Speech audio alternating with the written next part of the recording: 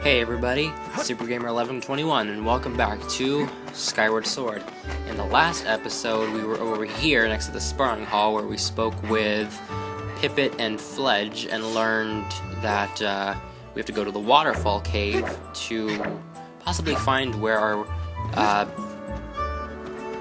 Loftwing is at. Sorry, had a brain fart there. And there's our sword right there that we also got in the last episode. So we have to go over here to the Waterfall Cave, which is right there marked with the little X. It was that lake that I showed like 2 episodes ago. So, but really quickly, there's something that I want to see, even though I kind of already know the answer to this, but yeah, the bazaar's not open yet. I don't know why it would be open, because we're really not anywhere near anything where we actually need to go to the bazaar anytime soon, but enough about that, because we'll get to the bazaar when we get to the bazaar. I don't like that word. So, to get over here, there's one thing that I also want to show really quickly. It's this wooden box that's over here, and you can push this box, and it helps you get up to this ledge right here, because you wouldn't be able to get to this ledge either way by just doing a dash and running up the wall. It's too high for Link. And this is just a shortcut from kind of where we were from the sparring hall over here to this area. So, technically this was a faster way on how to get to the Waterfall Cave. But, you know, either way works. It doesn't really matter which path you take. You're going to get to the Waterfall Cave either way. And we're going to jump over some rocks, stones here. And we're going to go over here to this side. And to pull out your sword, all you have to do is just swing the Wii remote, and to put it up, you just press A. But I'm just going to swing these trees because this is basically the mechanic of just slashing, but we've already kind of been through that.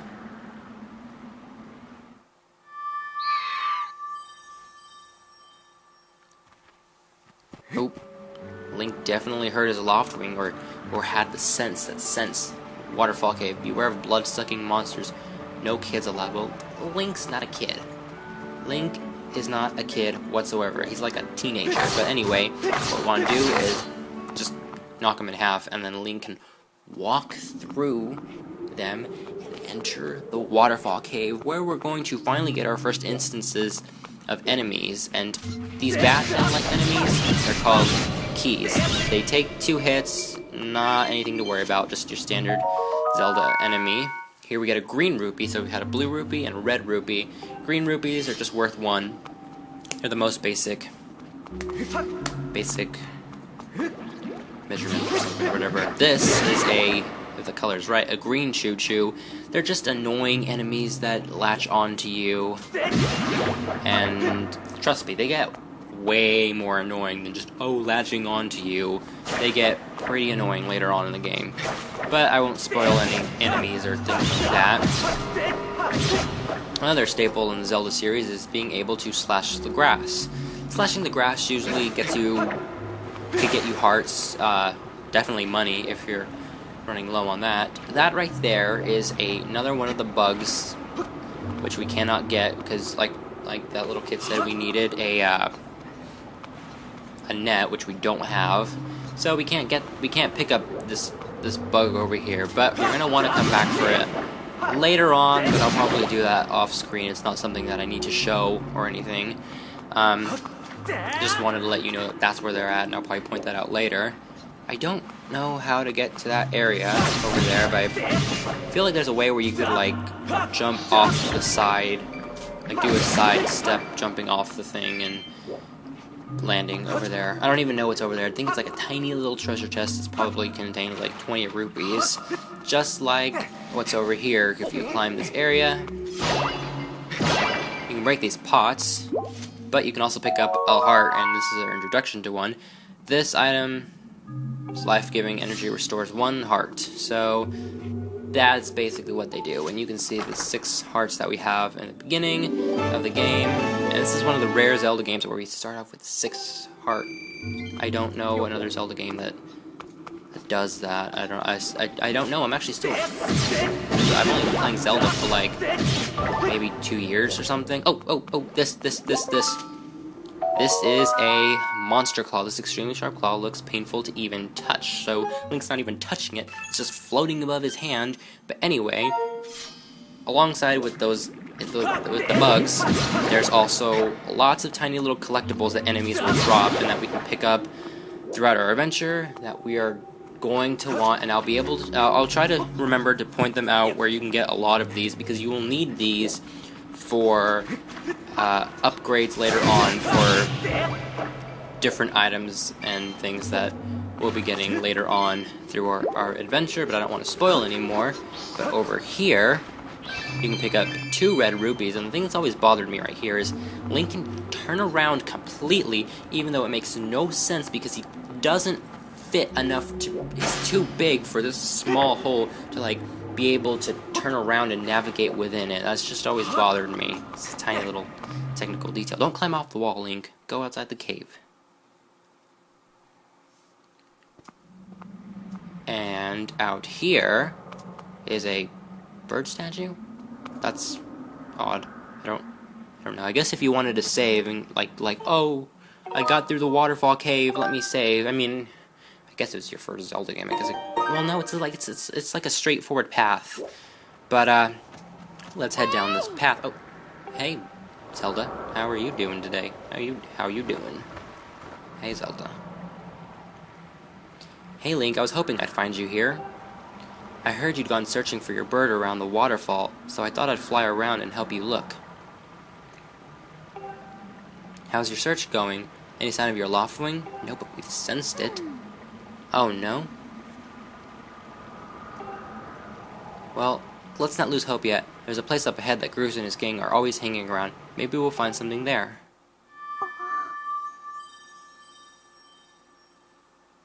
Huh?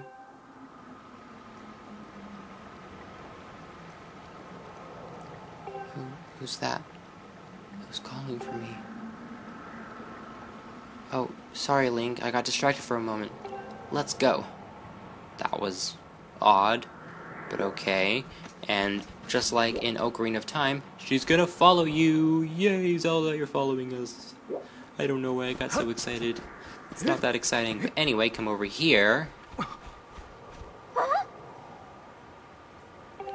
Look, there he is. There's our Loftwing, no doubt about it. That's your Loftwing, Link. Well, yeah, because there's no other Crimson Loftwing, because apparently they're really rare and they only come to like certain people. We learned that from your dad like 2 episodes ago. What's the matter with you? Anyway, here I always thought that we were supposed to like break the wood or whatever, but you've got these ropes, and this is kind of more training right here, and you want to slice these at the angle that they're at with your sword. And oh, that was odd. I didn't mean to break those barrels, but anyway.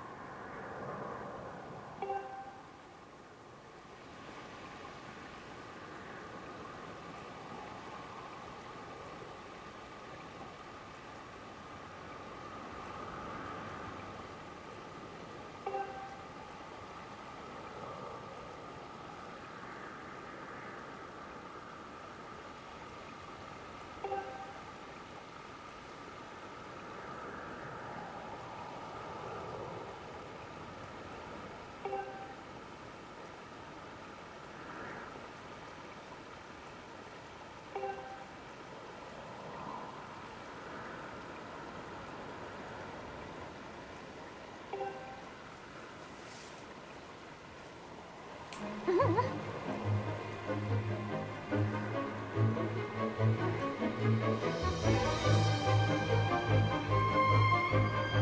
once again, we're going to get instructions on how to ride our Loftwing. Actually, we've never ridden our Loftwing before, so right now we're going to leap off. Sorry, I had to clear my throat there for a second. And we are actually now going to get the power to actually command our Loftwing. So, as we're falling down, down, down, just press down on the directional pad, D-pad, and swoop. Taken up by our Loftwing. And since this is your first time playing the game, even if you're playing it again and again and again and again like I am, basically right here we're going to get a tutorial on how to fly our Loftwing. As if we didn't already know. But anyway, Link, let's run your bird through the basics just to make sure he's not hurt. You can change the direction of your bird by tilting the Wii remote to the left and the right. Pretty simple so far, so just tilt the Wii remote left to move left, right to move right. When you want to speed up, swing the Wii remote up and down. So again, swing the Wii remote and point it down to speed up. So basically, to get altitude, you're gonna swing the Wii remote up and down, if Loftwing will do it, just like this. You're going up, and then you can go down, but I don't dive. This just says that we can press 2 at any time for instructions on if we don't figure out how to do this. A is to charge, and we'll have these 3 little wings down here. You can only charge up to 3 times, and then your Loftwing will need a rest for a little bit. B is to brake, but you'll never really see me braking, because that's not really anything. This is the area that we're in. There's Skyloft over there. You see this area is really vast, so... Well, that's a huge relief. I don't know about you, Link, but your Loftwing looks like he's fine great. My father and the others are probably worried about your bird, so let's give them the good news.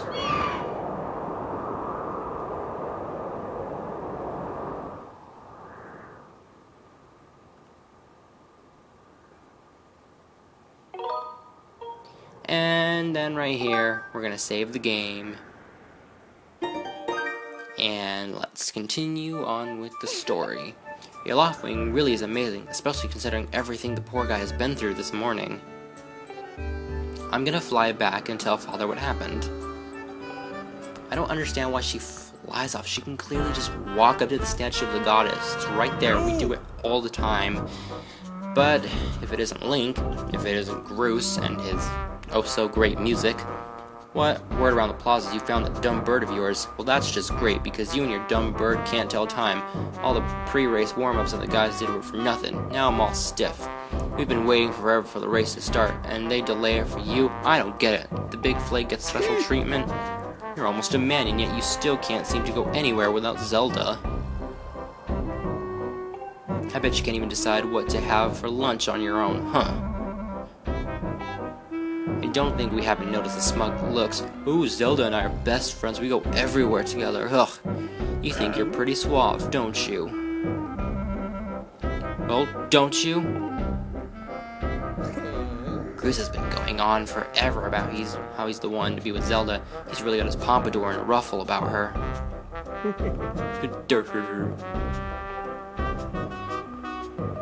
I hate to break it to you, but today's the day I bust up this adorable little fantasy land you're living in. Zelda's playing the role of goddess at today's ceremony, and I'm going to be the one to claim that sailcloth. When I heard she made it herself, man, no way was I going to let some scrawny clown snatch that prize from me. Oh yes, that sailcloth. Zelda's sailcloth will be mine. Oh man, I bet she was thinking about me when she was stitching it. Yep, I can see it now. First I win the big race, and then Zelda and I finish the ceremony together on the statue, just the 2 of us. It'll be our special moment alone. Nobody's stopping me and Zelda from having our moment. Oh, it's so real, I can see it. Oh yeah. Oh, Groose. Groose. Psst, Groose. Behind you. Right behind you. What? Can't you see I'm in the middle of... Well... You gotta stop doing that, man. Care to explain just what you meant by our special moment alone? Nothing big, really, just... Link, yeah, I was just telling my buddy here how glad I was he found his red bird of his. Boy, am I looking forward to a fair race. Anyhow, later, Zelda. Look for me during the race. I'll be the one pulling off all the dangerous moves. Bruce... Oh, I don't have any reaction to Bruce, but he's... Ugh, Bruce. Did you hear that guy? A fair race? Yeah, the chances of that happening are just about less than 0. Either way, don't let those fools get you down. Link, just get out there and fly the best you can. I know you've got these guys beat, and deep down, I think you do. Now, you could say, us alone? I don't know. Or, yeah, let's go with us alone. Come on, Link. Try to focus for once. Hey! Well, either now, it's time for the wing ceremony, so the next Skyward Sword will be participating in the wing ceremony.